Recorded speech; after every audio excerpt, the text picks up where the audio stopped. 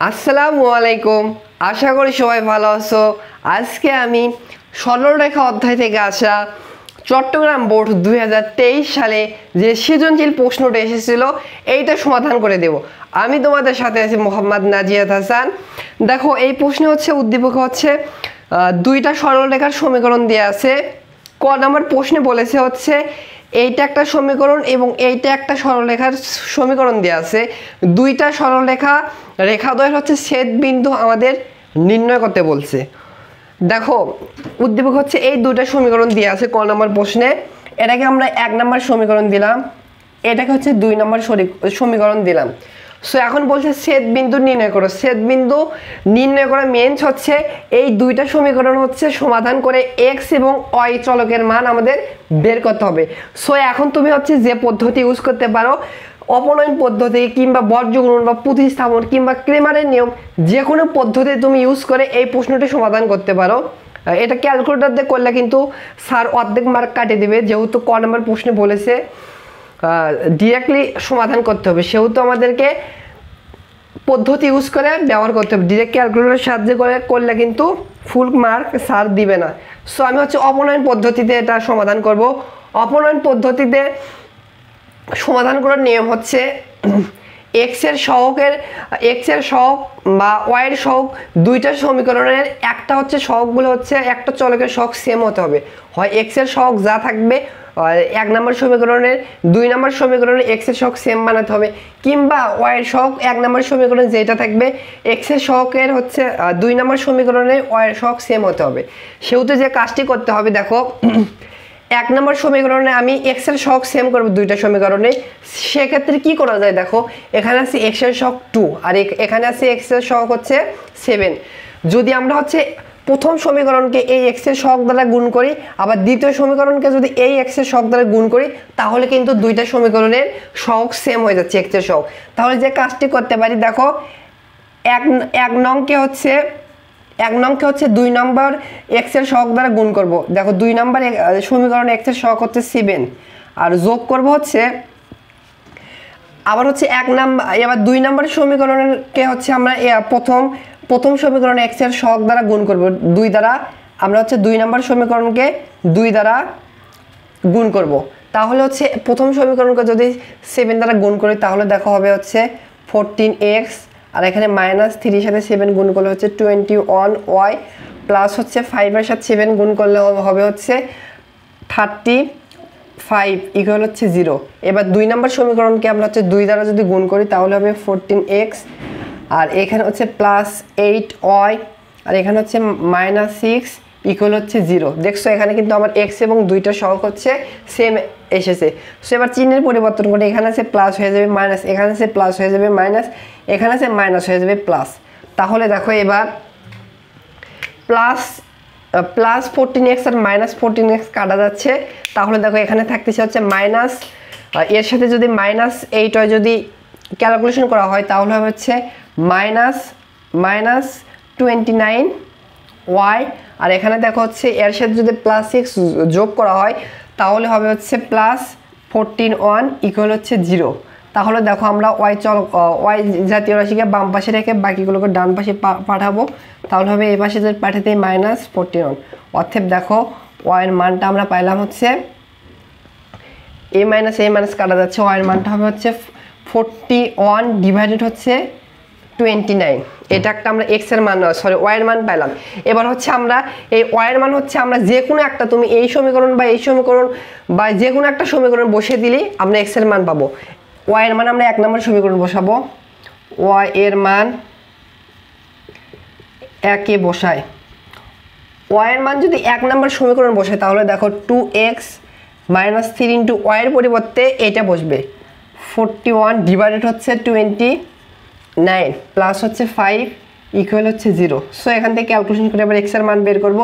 2x আর 3 সাথে যদি এটা উপরে 41 গুণ করা হয়, তাহলে হবে হচ্ছে 123 ডিভাইডেড হচ্ছে 29 প্লাস হচ্ছে 5 ইকুয়াল হচ্ছে 0। সো এক্স আলাকে বাম পাশে রেখে বাকিগুলোকে ডান পাশে পাঠিয়ে দাও। 2x আর এটাকে ডান পাশে পাঠালে হবে প্লাস হয়ে যাবে, আর হচ্ছে এইখানে চিহ্ন হবে মাইনাস। এবার দেখো এখানে কি করা যায়, এখানে কিছু আর করা যাচ্ছে না লসাগু ছাড়া, এখানে যদি লসাগু করো তাহলে হচ্ছে হলো 23, আর এর সাথে যদি এইটা গুণ করো তাহলে হবে হচ্ছে, তাহলে যদি 5-এর সাথে 29 গুণ করো তাহলে হবে হচ্ছে 145 হবে। তাহলে এরপর দেখো 2x, আর এখান থেকে এটা যদি মাইনাস করা হয় তাহলে হচ্ছে -22, আর নিচে হচ্ছে 29। 2 দ্বারা যদি 22কে কাটা হয় তাহলে থাকবে 11। তাহলে অতএব x এর মান আসতেছে -11/29। তাহলে আমাদের ছেদ বিন্দু বের করতে বলছে, অতএব ছেদ বিন্দুটি হবে, ছেদ বিন্দু ভুজটা হচ্ছে -11/29, আর হচ্ছে কোটিটা হচ্ছে 41/29। সো এই দুইটা হচ্ছে আনসার। সো আশা করি তোমরা সবাই বুঝতে পেরেছো। এবার খ নম্বর প্রশ্নটি সমাধান করে দেওয়া যাক। দেখো খ নম্বর প্রশ্নে বলেছে উদ্দীপকের উল্লেখিত সমীকরণ দুইটি কোন সামান্তরিকের দুটি সন্নিহিত বাহু এবং উক্ত সামান্তরিকের কর্ণদ্বয়ের ছেদবিন্দু 2, -3 হলে অপর বাহু দুইটির সমীকরণ নির্ণয় করো। অর্থাৎ বলছে যে উদ্দীপকের দুইটা সমীকরণ দেওয়া আছে, এই দুইটা সমীকরণ হচ্ছে একটা সামান্তরিকের দুইটি বাহু এবং হচ্ছে কর্ণদ্বয়ের ছেদবিন্দু এটা দেওয়া আছে। এখন এইটুকু ডাটা থেকে আমাদেরকে হচ্ছে বাহু দুটির, অপর যে দুটি বাহুর সমীকরণ দেওয়া নাই সেই বাহু দুটির সমীকরণ বের করতে হবে। তাহলে দেখো এই দুইটা হচ্ছে সমীকরণ দেওয়া আছে, সো এটাকে আমরা 1 নম্বর সমীকরণ দিতে পারি আর এইটাকে 2 নম্বর সমীকরণ দিতে পারি। এবার বলছে যে এই দুটো সমীকরণ হচ্ছে, আমরা জানি একটা সামান্তরিকের হচ্ছে 4টি বাহু থাকে, ধরে নেওয়া হচ্ছে এই 1 নম্বর সমীকরণ হচ্ছে এবি বাহুর সমীকরণ দেওয়া আছে হচ্ছে x - 2y + 3 = 0। এইটা হচ্ছে আমরা ধরে নিলাম হচ্ছে 1 নম্বর হচ্ছে এবি বাহুর সমীকরণ দেওয়া আছে। সো এইটা হচ্ছে হলো আমরা এই 2 নম্বর সমীকরণ ধরে নিলাম হচ্ছে এই এডি বাহুর সমীকরণ দেওয়া আছে, এডি বাহুর সমীকরণ 2x + 3y - 1 = 0। এখন অনেকে প্রথমে এভাবে ধরতে পারো যে এইটা হচ্ছে এবি রেখার সমীকরণ 1 নাম্বার, আবার ডিসি মানে এই বাহুর সমীকরণ, অনেকে আবার 2 নম্বর সমীকরণ দিতে পারো, এই 2 নম্বর সমীকরণ ভাবতে পারো, ধরতে পারো, যেহেতু ধরে নিয়েছে। কেন এটা হচ্ছে হলো 2 নম্বর সমীকরণ, এই সমীকরণটি এটা হবে না, কারণ এই বাহু আর এই বাহু হচ্ছে সমান্তরাল বাহু। যেহেতু দেখো এখানে x এর সহগ 1 আছে, x এর সহগ 2 আছে, সেহেতু কখনো এই সমীকরণ আর এই সমীকরণ হচ্ছে এইটা হবে না। অবশ্যই এখানে হলে এইটুকু সেম থাকবে, সমান্তরাল রেখার সমীকরণ হবে। এবং দেখো আরো কি বলেছে, আমরা এই দুটা বাহু যা দ্বারা দিয়েছিল এটা লিখেছি। আরো কি প্রশ্ন বলেছে, উক্ত সামান্তরিকের কর্ণদ্বয়ের ছেদবিন্দু এটা, ধরো এটা হচ্ছে সামান্তরিকের হচ্ছে এই দুইটা কর্ণ, এই দুইটা কর্ণের হচ্ছে ছেদবিন্দু হচ্ছে এইটা, এটাকে আমরা ও ধরে নিলাম। এই ছেদবিন্দুকে কি বলছে, ছেদবিন্দুর মান বলা আছে হচ্ছে 2, -3, এটা হচ্ছে ছেদবিন্দুর স্থানাঙ্ক। এইটুকু ডাটার আলোকে আমাদেরকে হচ্ছে এই ডিসি এবং এবি বাহুর সমীকরণ, আমাদেরকে হচ্ছে ডিসি এবং বিসি এই দুইটা সমীকরণ বের করতে হবে। তাহলে একটা কাজ করা যেতে পারে, দেখো এইটা আর এটা কিন্তু সমান্তরাল রেখার সমীকরণ, তাহলে এই রেখার সমীকরণ কি হবে, এই রেখার সমীকরণ হবে হচ্ছে এইটুকু সেম থাকবে, সমান্তরাল রেখার সমীকরণ বের করার নিয়ম হচ্ছে সেম, এক্স এবং ওয়াই এইটুকু সেম থাকবে, 2x + 3y + k একটা সামথিং আসবে = 0, এটা হবে এই রেখার সমীকরণ। আর এ বি আর হচ্ছে ডিসি হচ্ছে সমান্তরাল রেখার সমীকরণ, তাহলে এই রেখার সমীকরণটা হবে এইটুকু সেম হবে, x - 2y + 3 এখানে প্লাস কে হবে, কি একটা ধ্রুবক, কে এর মান জানলে আমরা, দেখো কে এর মান জানলে কিন্তু আমরা এই সমীকরণের মানও বের করতে পারবো, এই সমীকরণের মানও বের করতে পারবো। তাহলে আমরা কে এর মানটা কি করে পাবো, দেখো সি বিন্দুর স্থানাঙ্ক যদি আমরা কোনোভাবে জানতে পারি, সি বিন্দু এই সমীকরণকে এই রেখাকে সিদ্ধ করবে, আবার সি বিন্দু কিন্তু এই ডিসি রেখাকে এই সমীকরণকে সিদ্ধ করে আমরা কে এর মান বের করতে পারবো। সো সির মান কিভাবে বের করব, সির মান বের করার পূর্বে আমাদের এ বিন্দুর স্থানাঙ্কর মানটি জানতে হবে। দেখো এ বিন্দুর স্থানাঙ্কর মান কিভাবে হচ্ছে বের করতে পারবো, এই সমীকরণ আর এই সমীকরণ দুইটা, দেখো এই সমীকরণ এবং এই সমীকরণ দুইটা সমীকরণ হচ্ছে ছেদ করছে। যদি আমরা এই সমীকরণ এবং এই সমীকরণের সমাধান করি তাহলে কিন্তু আমরা এই বিন্দুর স্থানাঙ্ক x এবং y এর মান হচ্ছে আমরা খুব সহজে কিন্তু বের করতে পারবো। তাহলে হচ্ছে লিখবে হচ্ছে এই 1 নম্বর সমীকরণ এবং 2 নম্বর সমীকরণ তোমরা যে কোনো পদ্ধতি ইউজ করে বের করতে পারবে, ক্যালকুলেটর ইউজ করে বের করতে পারবে, যেহেতু একটু বড় ম্যাথ রয়েছে। যদি তোমরা হচ্ছে এই দুটো সমীকরণ সমাধান করো তাহলে হচ্ছে x এর মান পাবে হচ্ছে -1, y এর মান হচ্ছে পাবে হচ্ছে 1। আমি আর করে দেখালাম না। তাহলে এ বিন্দু স্থানাঙ্ক কত কত পাইলাম? -1, 1। এবার একটা জিনিস খেয়াল করো, ছোটবেলার একটা থিঙ্কিং, যে আমরা জানি হচ্ছে সামান্তরিকের হচ্ছে কর্ণদ্বয় পরস্পরকে সমদ্বিখণ্ডিত করে, অর্থাৎ এই কর্ণ আর এই কর্ণ পরস্পরকে সমদ্বিখণ্ডিত করে, মানে এইটুকুর দৈর্ঘ্য যা হবে এইটুকুর মানও তাই, মানে সরি দৈর্ঘ্য সেম হবে, এইটুকুর দৈর্ঘ্য যা হবে এইটুকুর দৈর্ঘ্য সেম হবে। তাহলে একটু কিছু চিন্তা করো, এইটুকু সেম আর এইটুকু সেম, তাহলে কি ও বিন্দু যে স্থানাঙ্ক দিয়ে আছে, এই ও বিন্দু কিন্তু হচ্ছে মধ্যবিন্দু হচ্ছে। তাহলে আমাদের সি বিন্দু স্থানাঙ্ক কিভাবে বের করতে পারি? দেখো এটা এখানে আঁকায়, এখানে যদি আঁকায় ধরো এ বিন্দু স্থানাঙ্ক এখানে দিয়ে আছে -1, 1, এখানে ধরো সি বিন্দু স্থানাঙ্ক জানি না, এটাকে আমরা আলফা, বিটা ধরলাম। এখন দেখো মধ্যবিন্দু কিন্তু হচ্ছে এই কর্ণদ্বয়ের ছেদ বিন্দু, যেহেতু পরস্পরকে সমকোণে সমদ্বিখণ্ডিত করে, তাহলে ও বিন্দুটি হচ্ছে মধ্যবিন্দু, যার স্থানাঙ্ক দেওয়া আছে 2, -3। তাহলে আমরা হচ্ছে মধ্যবিন্দুর ফর্মুলা ইউজ করে হচ্ছে আমরা আলফা এবং বিটা অর্থাৎ সি বিন্দুর হচ্ছে স্থানাঙ্ক বের করতে পারবো। তাহলে আমরা মধ্যবিন্দুর ক্ষেত্রে কিভাবে বের করি? কোটিদ্বয়ের যোগফল ডিভাইডেড 2 সমান সমান হচ্ছে মধ্যবিন্দুর ভুজ, দুইটা ভুজদ্বয়ের যোগফল ডিভাইডেড 2 ইকুয়াল হচ্ছে মধ্যবিন্দুর হচ্ছে ভুজ। তাহলে দেখো এইটার এটা যদি যোগ করি, দেখো এই পাশে যদি এখানে যদি বের করি -1 প্লাস হচ্ছে এই ভুজ আর এই ভুজ যোগ হবে ডিভাইডেড 2 ইকুয়াল হচ্ছে মধ্যবিন্দুর ভুজ 2। তাহলে যদি এখানে ক্যালকুলেশন করি -1 প্লাস আলফা, এটা হচ্ছে 4। তাহলে অতএব আলফার মানটা আসতেছে হচ্ছে, এটা এই পাশে আসলে একবারে করলাম 5 হয়, এটা হচ্ছে আমরা আলফার মান পেলাম। এবার বিটার মানে সেম প্রসেস, এটার এটা যোগ হবে ডিভাইডেড 2 ইকুয়াল হবে হচ্ছে -3। 1 প্লাস বিটা ডিভাইডেড হচ্ছে 2 ইকুয়াল হচ্ছে -3। তাহলে দেখো আর যদি গুণ করি তাহলে হচ্ছে দেখো এখানে হচ্ছে -6, আমি একবারে বিটার মান বের করলাম, অতএব বিটার মানটা আসতেছে হচ্ছে -7, বিটার মানটা আসছে -7। তাহলে আমরা সি বিন্দু স্থানাঙ্ক কত কত পাইলাম? আমরা সি বিন্দু স্থানাঙ্ক পাইলাম হচ্ছে 5, -7, 5, হচ্ছে -7। এবার দেখো আমরা খুব সহজে কে এর মান এখন খুব সহজে কিন্তু এখন বের করতে পারবো। কে এর মান যদি বের করে দেই তাহলে বের করে যদি এইখানে আর এখানে বসাই তাহলে হচ্ছে আমরা খুব সহজ হচ্ছে এই বাহুর সমীকরণ এবং এই বাহুর সমীকরণ বসাবো। এবার হচ্ছে দেখো এটাকে হচ্ছে আমরা 3 নম্বর সমীকরণ দিতে পারি, এটাকে 3 নম্বর সমীকরণ দাও, আর এটাকে হচ্ছে 4 নম্বর সমীকরণ দিতে পারো। এবার লেখো হচ্ছে 3 নং সমীকরণটি 5, -c বিন্দুগামী হবে, বিন্দুগামী মিন্স কি এই সমীকরণকে সিদ্ধ করবে। তাহলে x এর পরিবর্তে 5 বসাবো, y এর পরিবর্তে -7 বসাবো। তাহলে x এর পরিবর্তে এখানে কত বসাবো? 5, এরপর হচ্ছে -2, এবার y এর পরিবর্তে বসাবো হচ্ছে -7, -7 এরপর হচ্ছে প্লাস কে ইকুয়াল হচ্ছে 0। সো এখান থেকে আমরা কে এর মানটা পাবো হচ্ছে 5 প্লাস হচ্ছে 14 প্লাস হচ্ছে কে ইকুয়াল হচ্ছে 0। তাহলে দেখো এখান থেকে আমরা অতএব কে এর মানটা পাবো হচ্ছে কে এর মানটা হচ্ছে -19। তাহলে হচ্ছে কে এর মান হচ্ছে 3 নম্বর সমীকরণ বসাই, কে এর মান 3 নং সমীকরণে বসাই। তাহলে অতএব ডিসি বাহুর সমীকরণ হবে, অতএব ডিসি বাহুর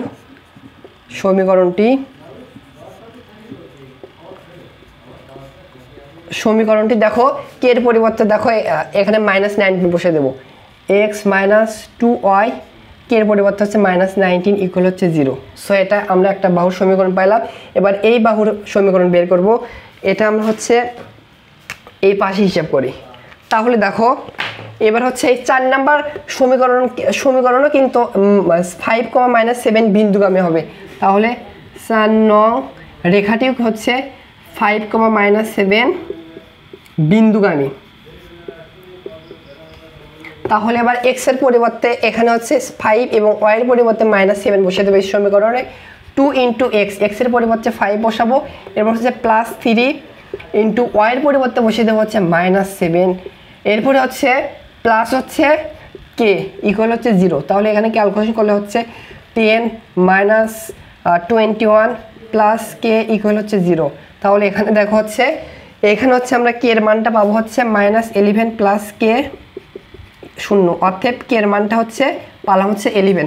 তাহলে কে এর মান 4a বসায়, এই 4 নম্বরে বসায়, তাহলে কিন্তু অর্থাৎ বিসি রেখার সমীকরণ বের হবে। বিসি বাহুর অর্থাৎ বিসি বাহুর সমীকরণ, বিসি বাহুর সমীকরণ হবে হচ্ছে কে এর পরিবর্তে হচ্ছে 11 বসে দাও, তাহলে হচ্ছে 2x প্লাস 3y প্লাস হচ্ছে 11 ইকুয়াল হচ্ছে 0। সো আমাদের হচ্ছে এই দুইটি বাহুর অপর দুইটি বাহুর সমীকরণ বের করতে বলেছিল। তাহলে দেখো এইটা একটা হচ্ছে অ্যান্সার, এটা একটা বাহুর সমীকরণ, এটা একটা অ্যান্সার, এটা আরেকটি বাহুর সমীকরণ, এটা হচ্ছে আরেকটি অ্যান্সার। সো আশা করি বুঝতে পেরেছো। এইবার গ নম্বর প্রশ্নটি সমাধান করে দেওয়া যাক।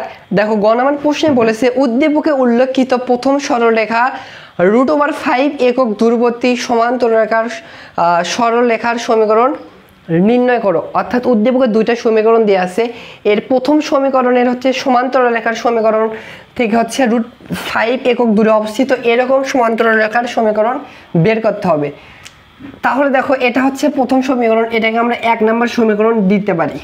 সো বলছে এই রেখার হচ্ছে সমান্তরাল রেখা সমীকরণ হচ্ছে √5 দূরবর্তী একক দূরে অবস্থিত। তাহলে এই সমান্তরাল রেখার সমীকরণ বের করার নিয়ম হচ্ছে এইটুকু সেম থাকবে, এই ধ্রুবকের পরিবর্তে একটা প্লাস কে হবে।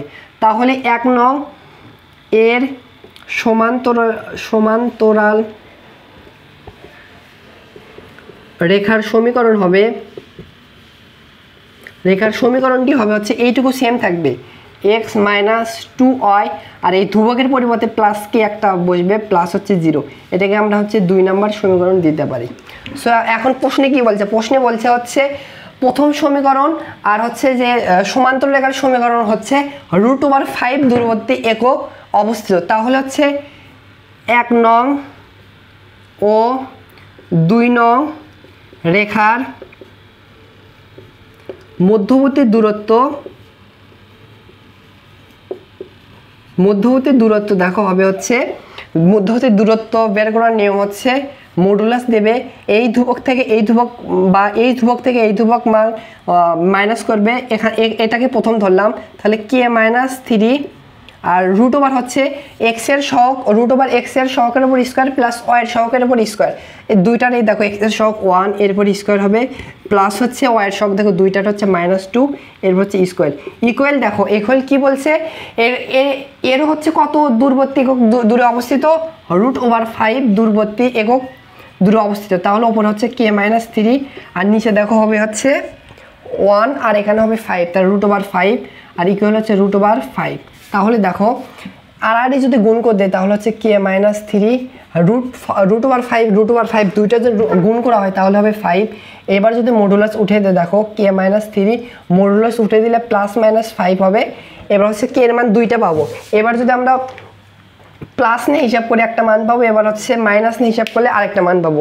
এবার প্রথমে আমরা প্লাস নিয়ে যদি হিসাব করি, দেখো যদি প্লাস নিয়ে হিসাব করি তাহলে দেখো কে এর মান পাই হচ্ছে কে -3 + 5 যদি নেই তাহলে অতএব কে এর মান একটা পাবো হচ্ছে 5 + 3 মানে হচ্ছে 8।